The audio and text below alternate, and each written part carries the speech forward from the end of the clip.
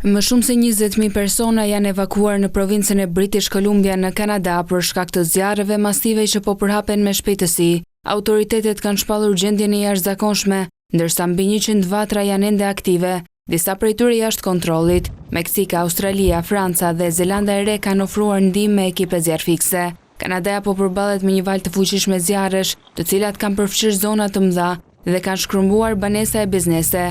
Në British Columbia është shpallur gjendje jashtëzakonshme, ndërsa mijëra banor janë detyruar të largohen nga shtëpitë e tyre. Më shumë se gjysma e vatrave aktive kanë dalë jashtë kontrollit, të favorizuara nga temperaturat e larta dhe erat e forta. Përballë situatës së rënduar, Kanada ka marrë mbështetje ndërkombëtare. Rreth 1500 zjarrfikës ndodhen aktualisht në terren në British Columbia. Qindra zjarre kanë përfshirë Kanadajnë gjatë kësaj vere.